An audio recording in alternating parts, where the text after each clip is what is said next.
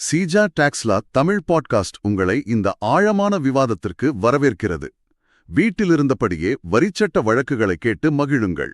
GST சட்ட அறிவை மேம்படுத்த சீஜா டாக்ஸ்லா தமிழ் பாட்காஸ்டை தவறாமல் கேளுங்கள். எங்களுடன் இணைந்திருக்க தொடர்பு கொள்ள வேண்டிய எண் 9964886879. சரி, இன்னைக்கு நாம ஒரு செம இன்ட்ரெஸ்டிங்கான விஷயத்த அலச போறோம். உங்ககிட்ட ஒரு கேள்வி. அரசாங்கம் உங்க மேல ஒரு தப்புன்னு சொல்லி நோட்டீஸ் அனுப்புது.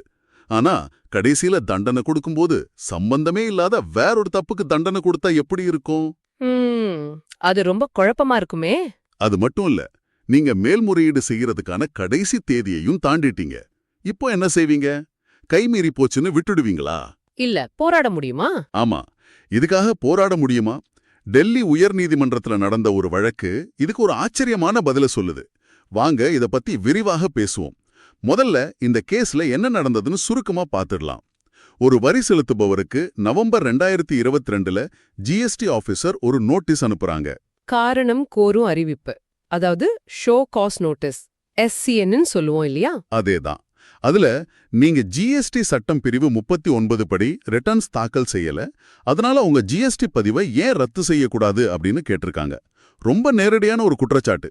ஆமா, இது ரொம்ப சாதாரணமா நடக்கிற ஒண்ணுதான். ஜிஎஸ்டில ரிட்டர்ன்ஸ் ஒழுங்கா ஃபைல் பண்ணலனா டிபார்ட்மெண்ட் இந்த மாதிரி நோட்டீஸ் அனுப்புறது வாடிக்கைதான். இதுல ஒன்னும் புதுசு இல்ல. ஆனா இங்கதான் கதை ஆரம்பிக்குது. அந்த நோட்டீஸுக்கு மனுதாரர் எந்த பதிலும் கொடுக்கல, விசாரணைக்கும் போகல. சரி, அப்புறம் அதனால அதிகாரிகள் எதிர்பார்த்தபடியே ஜனவரி 2023ல அவரோட ஜிஎஸ்டி பதிவை ரத்து பண்ணிட்டாங்க. இங்க நாம ஒரு விஷயத்த நல்லா கவனிக்கணும். அவங்க சும்மா ரத்து பண்ணல, ஜூலை 2, 2017ல இருந்து முன்தேடிட்டு, அதாவது ரெட்ரோஸ்பெக்டிவ்லி ரத்து செஞ்சிருக்காங்க. இது சாதாரண விஷயம் கிடையாது. ஒரு நிமிஷம், முன்தேதியிட்டு ரத்து செய்யறதுனா என்ன? அதனால என்ன பாதிப்பு வரும்? சும்மா இப்போதைக்கு ரத்து பண்றதுக்கும் இதுக்கும் என்ன வித்தியாசம்? நல்ல கேள்வி. இப்போதைக்கு ரத்து பண்ணா இனிமே நீங்க ஜிஎஸ்டி நம்பர்ல வியாபாரம் பண்ண முடியாது, அது சரி.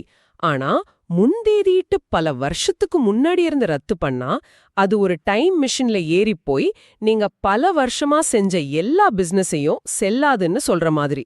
ஓ, அப்போ நீங்க வாங்கின பொருளுக்கு எடுத்த உள்ளீட்டு வரி கடன், அதாவது இன்புட் டாக்ஸ் கிரெடிட், அதெல்லாம் என்ன ஆகும்? மொத்தமும் தப்பாயிடும். அதுதான் பெரிய சிக்கலே. அப்போ இவரோட பிரச்சனை மட்டும் இல்ல இது. கண்டிப்பா இல்ல. இது ஒரு சங்கிலி தொடர் விளைவை உருவாக்கும். இவர்கிட்ட இருந்து யார் யாரெல்லாம் பொருள் வாங்கினாங்களோ அவங்க எடுத்த ஐடிசியும் ஆபத்துல சிக்கும். ஏன்னா ஜிஎஸ்டி சட்டம் பிரிவு 162C படி சப்ளையர் அரசுக்கு வரி கட்டலன்னா வாங்கினவருக்கு ஐடிசி கிடைக்காது. இங்க சப்ளையரோட பதிவே அந்த தேதியில இல்லன்னு ஆயிடுச்சுன்னா அவர் எப்படி வரி கட்டியிருக்க முடியும்? புரியுது. அப்போ ஒரே ஒரு ரத்து நடவடிக்கை முழு சப்ளை செயினையுமே ஆட்டம் காண வச்சிரும். இதுதான் இதோட உண்மையான பாதிப்பு. சரியா சொன்னீங்க. இது ரொம்ப சீரியஸான விஷயம். சரி, இந்த ரத்து உத்தரவுக்கு அப்புறம் மனுதாரர் என்ன செஞ்சார்? அவர் மேல்முறையீட்டு அதிகாரி கிட்ட போறார். ஆனா அங்கேயும் ஒரு பெரிய ட்விஸ்ட். என்னது? ஜனவரி 2023ல வந்த ஆர்டருக்கு அவர் எப்போ அப்பீல் பண்றாரு தெரியுமா? டிசம்பர் 2024ல. என்னது, ஒரு வருஷத்துக்கு மேலையா? ஆமா, கிட்டத்தட்ட ஒரு வருஷத்துக்கு மேல தாமதம். சட்டப்படி மேல்முறையீடு செய்ய 3 மாசம்தான் டைம். ரொம்ப விசேஷ காரணங்கள் இருந்தா அதிகாரி 1 மாசம் வரைக்கும் தாமதத்தை மன்னிக்கலாம். ஆனா இங்க தாமதம் ரொம்ப அதிகம். அப்போ மேல்முறையீட்டு அதிகாரி என்ன சொன்னார்? அவர் கையை விரிச்சிட்டார். சாரி, ரொம்ப லேட்டு, சட்டப்படி உங்க அப்பீல ஏத்துக்க முடியாதுன்னு சொல்லி தள்ளுபடி செஞ்சிட்டார். சட்டத்தின் பார்வையில பார்த்தா அவர் செஞ்சது சரிதானே. காலக்கெடு ரொம்ப முக்கியம். ஆமா, அவர் செஞ்சது சரிதான். அப்போ மனுதாரருக்கு எல்லா கதவும் மூடின மாதிரி தான் தெரியுது. நோட்டீஸ்க்கு பதில் சொல்லல, விசாரணைக்கு போகல, மேல்முறையீட்டையும் 1 வருஷம் தாமதமா தாக்கல் செஞ்சிருக்கார். இதுக்கு மேல அவருக்கு ஏதாவது வாய்ப்பு இருந்ததா? நீங்க சொல்றத பார்த்தா கேம் ஓவர்னு தான் தோணும். ஆனா இங்கதான் அவரோட வழக்கறிஞர் அரசாங்கத்தோட வாதத்துல ஒரு சின்ன ஓட்டைய கண்டுபிடிக்கிறாரு. அப்படியா? ஆமா, எல்லார் கண்ணிலையும் பட்டும் படாம இருந்த ஒரு சின்ன விஷயம் மொத்த வழக்கையுமே தலைகீழா மாத்திடுச்சு. அவங்க நேரா டெல்லி உயர்நீதிமன்றத்துக்கு போனாங்க. அப்படி என்ன அந்த சின்ன விஷயம்? ரொம்ப சஸ்பென்ஸா இருக்கு. மனுதாரரோட வழக்கறிஞர் கோர்ட்ல ஒரு அற்புதமான வாதத்தை முன்வைக்கிறார். அவர் சொல்றார், மை லார்ட், எங்களுக்கு அனுப்புன முதல் நோட்டீஸ்ல, அதாவது SCNல ரிட்டர்ன்ஸ் தாக்கல் செய்யலன்னு மட்டும்தான் காரணம் சொல்லியிருந்தாங்க. ஆனா பதிவை ரத்து செஞ்சு போட்ட இறுதி உத்தரவு பாருங்க, அதுல உங்களுடைய முதன்மை வணிக இடம் செயல்பாட்டில் இல்லைன்னு ஒரு புது காரணத்தை சொல்லிருக்காங்க. இது என்ன நியாயம்? என்னது, நிஜமாவா சொல்றீங்க? அவங்க பாட்டுக்கு அப்படி மாத்திடலாமா? கடைசி நிமிஷத்துல யாருக்கும் சொல்லாம குற்றச்சாட்டையே மாத்திட்டாங்களா? ஆமா, அதுதான் இங்க நடந்திருக்கு. அது எப்படி சட்டப்படி சரியாகும்? அதுதான் இங்க மில்லியன் டாலர் கேள்வி. இது சட்டப்படி சுத்தமா தப்பு. இதுக்கு இயற்கை நீதி கோட்பாடுகளின் மீறல் அப்படின்னு பேரு. Violation of principles of natural justice. அந்த பேர் கொஞ்சம் டெக்னிக்கலா இருக்கு. சிம்பிளா சொல்ல முடியுமா? ரொம்ப சிம்பிள். இது ஒரு சாதாரண நியாயம் தானே. இப்போ நீங்க ஒருத்தர் மேல திருடு குற்றம் சாட்டுறீங்கன்னு வைங்க. ஆனா அவரை தண்டிக்கும்போது நீ சாலை விதிகளை மீறினாய், அதுக்காக தண்டனை அப்படின்னு சொல்ல முடியுமா? முடியாதுல்ல? அதேதான். நீங்க என்ன குற்றம் சாட்டுறீங்களோ அதுக்கு எதிராக வாதாட அவங்களுக்கு முழு வாய்ப்பு கொடுக்கணும். அதை விட்டுட்டு அவங்களுக்கு தெரியாத ஒரு குற்றச்சாட்டுக்கு தண்டனை கொடுக்கறது அவங்க தரப்பு நியாயத்தை கேட்காம தீர்ப்பு சொல்றதுக்கு சமம். இதுதான் இங்க நடந்திருக்கு. அப்போ ஒரு அதிகாரி ஏன் இப்படி செய்யணும்? இது கவனக்குறைவா நடந்த டைப்பிங் தவறா? இல்ல இதுக்கு பின்னாடி வேற ஏதாவது காரணம் இருக்குமா? இது அடிக்கடி நடக்கிற விஷயமா? சொல்லப்போனா 2 விதமாவும் இருக்கலாம். சில சமயம் இது ஒரு காப்பி பேஸ்ட் தவறா இருக்கலாம். ஒரே மாதிரி டெம்ப்ளேட்டை எல்லா ஆர்டருக்கும் பயன்படுத்தும் போது இந்த மாதிரி தப்பு நடக்க வாய்ப்பு இருக்கு. சரி. ஆனா சில சமயம் விசாரணைக்கு பிறகு அதிகாரிக்கு புதுசா ஒரு விஷயம் தெரிய வந்திருக்கலாம். உதாரணமா அந்த இடத்துக்கு போய் பார்த்தப்போ அங்க பிசினஸ் நடக்காத மாதிரி தெரிஞ்சிருக்கலாம். ஓ.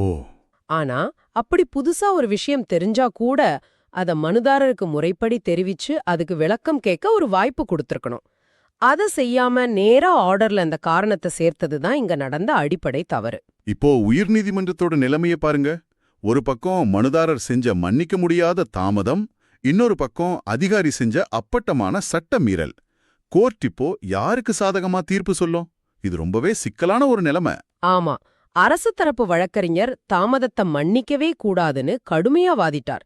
சட்டத்துல இருக்கிற காலக்கெடுவை நீதிமன்றங்கள் நீட்டிக்க கூடாதுன்னு சொல்லி சில பழைய தீர்ப்புகளையும் மேற்கோள் காட்டினார். அவங்க வாதமும் வலுவானதுதான். இந்த மாதிரி சூழல்ல நீதிமன்றம் எப்படி ஒரு முடிவுக்கு வரும்? இங்கதான் நீதிமன்றங்கள் சட்டத்தை வெறும் எழுத்துக்களா பார்க்காம அதோட நோக்கத்தை பார்க்கும். இந்த மாதிரி நேரத்துல உச்ச நீதிமன்றத்தோட கண்பதி பாலிமர்ஸ் வழக்கு ஒரு வழிகாட்டியா அமையுது. அந்த வழக்குல என்ன சொல்லியிருக்காங்க? அந்த வழக்குல உச்சநீதிமன்றம் ஒரு முக்கியமான விஷயத்த சொல்லியிருக்கு. அதாவது ஒரு அடிப்படை நீதி கோட்பாடு மீறப்பட்டிருந்தாலோ இல்லனா அதிகாரிகள் கிட்ட ஒரு தெளிவான நடைமுறை பிழை இருந்தாலோ நீதிமன்றங்கள் காலதாமதம் மாதிரி விஷயங்களை தாண்டி வழக்கின் தகுதி அடிப்படையில நிவாரணம் கொடுக்க முடியும். அதாவது சட்ட விதிகள் நியாயம் கிடைக்கிறதுக்கு தானே தவிர அதை தடுக்கிறதுக்கு இல்ல. ஒரு சின்ன டெக்னிக்கல் விஷயத்துக்காக ஒரு பெரிய அநியாயம் நடக்க நீதிமன்றம் விடாது, அப்படிதானே? சரியா சொன்னீங்க. அந்த பார்வைதான் இங்கேயும் டெல்லி உயர்நீதிமன்றத்துக்கு உதவி இருக்கு. அவங்க ஒரு மிகச் சிறப்பான சமநிலையான தீர்ப்பு கொடுத்தாங்க. என்ன தீர்ப்பது? மனுதாரரோட வாதம் ரொம்ப வலுவானது. ஆரம்ப நோட்டீஸ்ல இல்லாத ஒரு காரணத்துக்காக அவரோட பதிவை ரத்து செஞ்சது பெரிய தப்பு. இந்த முக்கியமான வாதத்தை கீழ் அதிகாரி கவனிக்க தவறிட்டார் அப்படின்னு நீதிமன்றம் ஏத்துக்கிட்டது. அப்போ மனுதாரருக்கு நீதி கிடைச்சிடுச்சா? கேஸ் முடிஞ்சதா? முழுசா இல்ல. நீதிமன்றம் என்ன சொல்லுச்சுன்னா, இந்த மேல்முறையீட்ட காலதாமதம்னு தள்ளுபடி செய்யாதீங்க, மறுபடியும் இந்த கேஸை எடுத்து சட்டப்படி விசாரிச்சு ஒரு நல்ல உத்தரவா போடுங்கன்னு சொல்லி வழக்க திரும்பவும் மேல்முறையீட்டு அதிகாரிக்கே அனுப்பி வச்சிட்டாங்க. ஓ, அப்போ அவருக்கு நியாயத்தை கேட்க இன்னொரு வாய்ப்பு கொடுக்கப்பட்டிருக்கு. ஆமா. ஆனா அவர் செஞ்ச அந்த 1 வருஷ தாமதத்துக்கு என்ன ஆச்சு? அத கோர்ட் அப்படியே மன்னிச்சிடுச்சா? அதுதான் இல்ல. நீதிமன்றம் மனுதாரர் செஞ்ச தப்பையும் சும்மா விடல. அவருக்கு ஒரு நிபந்தனை விதிச்சாங்க. என்ன நிபந்தனை? அவரு டெல்லி உயர்நீதிமன்ற சட்ட சேவைகள் குழுவுக்கு 25,000 ரூபாய் அபராதமா கட்டணும். ஆஹா. அதுக்கான ரசீதை காட்டினாதான் அவரோட மேல்முறையீட்ட அதிகாரி மறு விசாரணைக்கு எடுத்துக்குவார். இது ஒரு அருமையான தீர்ப்புன்னு நான் சொல்லுவேன். ஆமா, இது 2 தரப்புக்குமே ஒரு தெளிவான செய்திய சொல்லுது. அதிகாரிகளுக்கு நீங்க சட்டத்தை சரியா பின்பற்றணும், இயற்கை நீதி விதிகளை மீறக்கூடாதுன்னும், வரி செலுத்துபவர்களுக்கு நீங்களும் சட்ட நடைமுறைகளையும் காலக்கெடுவையும் மதிக்கணும், தப்பு செஞ்சா அதுக்கு விலை கொடுக்க வேண்டியிருக்கும்னு சொல்லுது. தாமதத்துக்காக அபராதம், அநீதிக்கு நிவாரணம், ஒரு சரியான சமநிலை. ஆமா. ஆக நீதிமன்ற உத்தரவுப்படி மனுதாரர் அந்த அபராதத்தை கட்டிட்டு மத்த ஆவணங்களையும் தாக்கல் செஞ்ச பிறகு மேல்முறையீட்டு அதிகாரி இந்த வழக்க திரும்பவும் விசாரிப்பார். இந்த முறை அவர் தாமதத்தை பத்தி பேச மாட்டார். வழக்கின் மெரிட்ஸ், அதாவது சட்ட புள்ளிகளை மட்டும் ஆராய்ந்து ஒரு தகுதியான உத்தரவை பிறப்பிக்கணும். இந்த முழு விவாதத்திலிருந்தும் நீங்க எடுத்துக்க வேண்டிய முக்கியமான பாடம் என்னன்னு பார்த்தா, ஷோ காஸ் நோட்டீஸ் என்பதுதான் எந்த ஒரு வழக்கின் அஸ்திவாரம். ஆணிவேர்னே சொல்லலாம். ஆமா, அதுல என்ன சொல்லியிருக்கோ அதைச் சுற்றி தான் மொத்த விசாரணையும் நடக்கணும். அதை மீறி இறுதி உத்தரவு வந்தா காலதாமதமே ஆகியிருந்தாலும் அதை நீதிமன்றத்தில் நிச்சயம் சவால் செய்ய முடியும். மிகச் சரியான தொகுப்பு. ஆனா இதுல நாம யோசிக்க வேண்டிய இன்னொரு ஆழமான விஷயமும் இருக்கு. என்னது? இந்த வழக்குல மனுதாரருக்கு நிவாரணம் கிடைச்சதுக்கு காரணம் அதிகாரி செஞ்ச தவறு ரொம்ப அப்பட்டமா தெளிவா தெரிஞ்சதுதான். ஆமா. ஒருவேளை அந்த தவறு இவ்ளோ வெளிப்படையா இல்லாம கொஞ்சம் மறைமுகமா இருந்திருந்தா என்ன நடந்திருக்கும்னு யோசிச்சு பாருங்க. அப்போ நீதிமன்றம் காலதாமதம் தான் முக்கியம்னு சொல்லி மனுவை தள்ளுபடி செய்திருக்கவும் வாய்ப்பிருக்கு. நீங்க சொல்றது ஒரு முக்கியமான பாயிண்ட். உண்மையான பாடம் வெறும் விதிகளைப் பற்றியதல்ல, இது அதிகார சமநிலையை பற்றியது. ஒரு குடிமகன் காலக்கெடுவை தவறமிடுவது போன்ற ஒரு நடைமுறை தவறு செய்தாலும் அரசின் அதிகாரம் எல்லையற்றது அல்ல என்பதை இந்த தீர்ப்பு உறுதிப்படுத்துகிறது. நம்முடைய தவறுகளை காரணம் காட்டி அரசு அதன் அடிப்படை தவறுகளை செய்துவிட முடியாது. இது அதிகாரத்துவத்தின் வரம்பு மீறலை கட்டுப்படுத்தும் ஒரு சக்தி வாய்ந்த நினைவூட்டல்.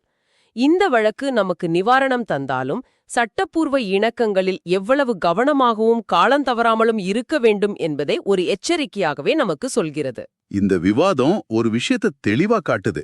ஒரு வழக்கின் வெளிப்படையான பிரச்சனைக்குள்ள யாருமே கவனிக்காத ஒரு சின்ன சட்டப்புள்ளி ஒளிஞ்சிருக்கலாம். அது சரியா பிடிச்சிட்டா தோத்துப்போன வழக்க கூட ஜெயிக்க முடியும்.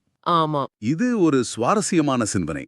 இதுபோல எத்தனை வழக்குகளில் காலதாமதம் போன்ற வெளிப்படையான தவறுகளை மட்டுமே பார்த்து உள்ளே இருக்கும் உண்மையான சட்ட பிரச்சனைகளை நாம் தவற விடுகிறோமோ? யோசிக்க வேண்டிய விஷயம்தான். இது சீஜா டாக்ஸ்லா தமிழ் பாட்காஸ்ட், உங்கள் GST legal learning partner. GST சட்டம் பேசும் உங்கள் தோழன். எங்களுடன் இணைந்திருக்க தொடர்பு கொள்ள வேண்டிய எண் 99648 86879.